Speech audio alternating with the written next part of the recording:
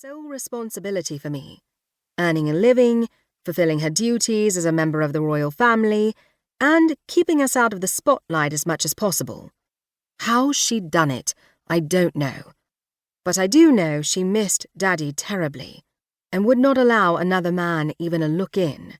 She had the one love of her life, and it was over, and so she focused on me. I adored and respected her, even to the extent of not protesting too loudly when she put me on phone detox.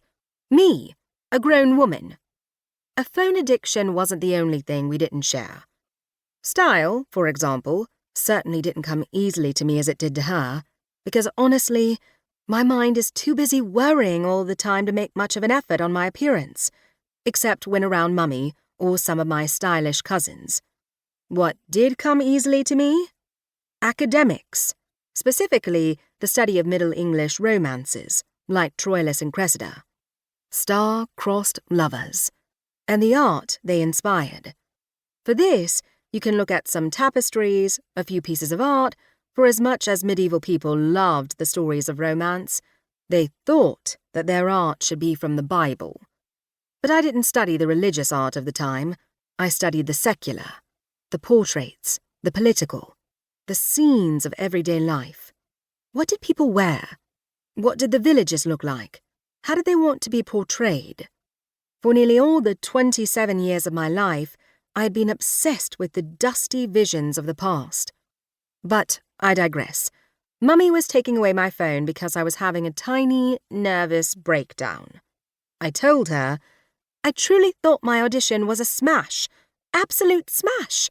My outfit was on point, thanks to you. My narration I thought sounded nice.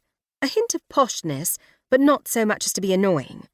I stood straight and tall and looked into the camera, and, oh yes, I had forgotten about the hiccups. In the middle of my audition to host the next BBC series of documentaries on legacy of the artwork of Her Majesty, rest in peace, you are forever our Queen, I hiccuped. Nothing big, but it gave me the giggles, and I rarely couldn't keep a straight face after that. The director kept giving me more tries, a second, a third, a seventh, an eighth. I finally got it right on the 10th, but by then, everyone on the set was absolutely fuming, the way I am when I haven't eaten in more than 4 hours. Jaw fixed, teeth clenched, the director said, "Thank you for your time, Miss Palmer."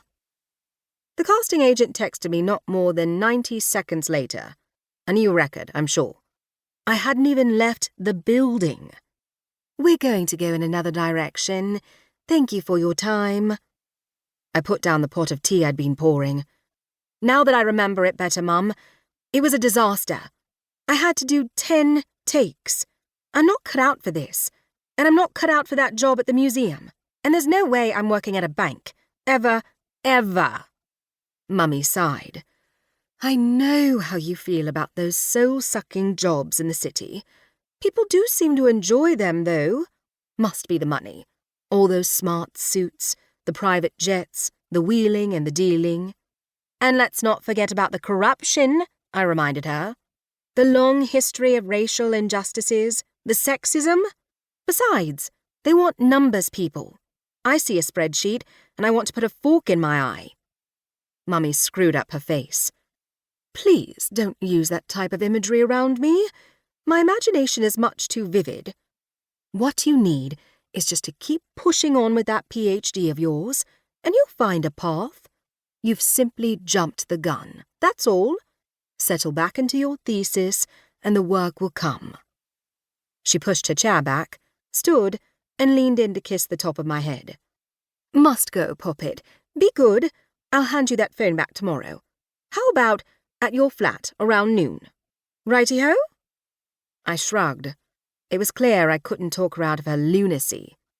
Oh, and don't leave your veneers again in that serviette. They're so expensive to replace, darling. The heat rose to my face.